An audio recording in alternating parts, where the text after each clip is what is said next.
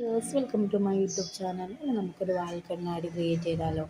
നമുക്കത് ഉണ്ടാക്കി നോക്കാമല്ലേ? അത്യാവശ്യം നല്ല വില വരുന്നുണ്ട് കേട്ടോ. അത്യാവശ്യം നല്ലൊരു വാൽ കണ്ണാടിക്ക് നല്ല റേറ്റ് വരുന്നുണ്ട്. നമുക്ക് ഒരു പൈസയും മുടക്കില്ലാതെ നമുക്കിതൊന്ന് വീട്ടിൽ തന്നെ ചെയ്തു നോക്കാം.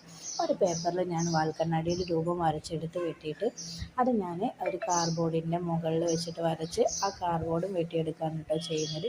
എനിക്ക് ആ മിറർ എവിടെ നിന്നാണ് കിട്ടിയെന്ന് വെച്ചാൽ നമ്മൾ മേക്കപ്പ് ബോക്സ് ഇല്ലേ, നമ്മൾ മക്കൾക്കൊക്കെ മേടിക്കുന്ന മേക്കപ്പ് ബോക്സ് ഇല്ലേ, അതിൻ്റെ മുകളിൽ നിന്നാണ് എനിക്ക് ആ മിറർ കിട്ടിയത്.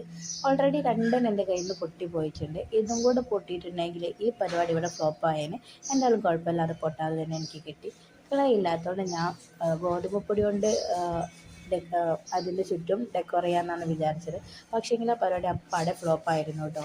പിന്നെ ഞാൻ ചെയ്തത് എന്താ പറയുക, നമ്മളെ കയ്യിലുള്ള പഴയ സാധനങ്ങളില്ലേ, പഴയ സാധനങ്ങളെന്ന് വെച്ചാൽ നമ്മൾ മേടിക്കുന്ന കമ്മലും മാല വള അങ്ങനത്തെ കുറച്ച് ഐറ്റംസ് ഇല്ലേ, അതായത് എത്ര പഴയതായാലും നമുക്കത് ഒഴിവാക്കാൻ തോന്നുന്നില്ല, നമ്മൾ എടുത്ത് വയ്ക്കും. നിങ്ങളെങ്ങനെയാണ് എനിക്ക് അറിഞ്ഞൂടാ, ഞാൻ അങ്ങനെയാണ്. എന്തായാലും അത് എനിക്ക് ഇവിടെ ഉപകാരപ്രദമായിട്ടുണ്ട്. ഞാൻ എന്ത് ചെയ്ത് അതെല്ലാം ഞാൻ ഈ കാർഡ്ബോർഡിൽ ഒട്ടിച്ച് വെച്ചിട്ടുണ്ട് കേട്ടോ. അതായത് നമ്മൾ ആ കാർഡ്ബോർഡ് കാണാത്ത രീതിക്ക് വേണം അത് ഫില്ല് ചെയ്യാൻ വേണ്ടിയിട്ട്. അങ്ങനെ ഒട്ടിച്ചെടുത്താൽ മാത്രമേ അതിൻ്റെ ഫയൽ ലുക്ക് നമുക്ക് അത്രയും ഭംഗിയായിട്ട് കിട്ടുള്ളൂ. പിന്നെ എൻ്റെ വോയിസിനേക്കാളും ഇതിൽ കേൾക്കുക ഇവിടെ കുരുവികളുടെ വോയിസാണ് കേട്ടോ. എന്തായാലും അവരെ കൊണ്ട് വീഡിയോ ചെയ്യിപ്പിച്ചാൽ വരെ എനിക്ക് തോന്നിയിട്ടുണ്ട്. കാരണം അത്രയും വീഡിയോ ഞാനിപ്പോൾ വോയിസ് എടുത്ത് ഞാൻ ഡിലീറ്റാക്കി കളഞ്ഞിട്ടുണ്ട്.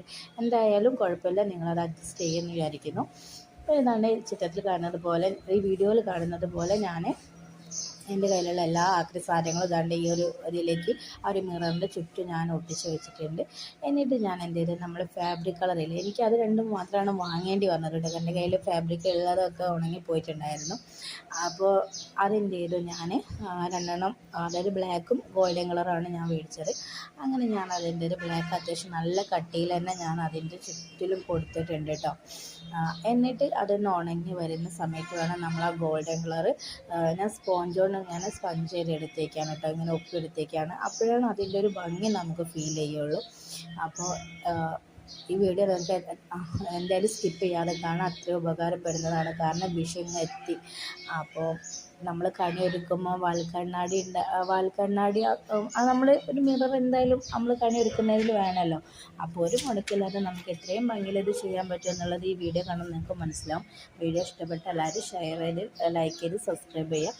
അപ്പോൾ അത്രയേ ഉള്ളൂ. വീണ്ടും വീഡിയോ ആയിട്ട് ഞാൻ വീണ്ടും വരാം. It's me Dhanya. ബൈ.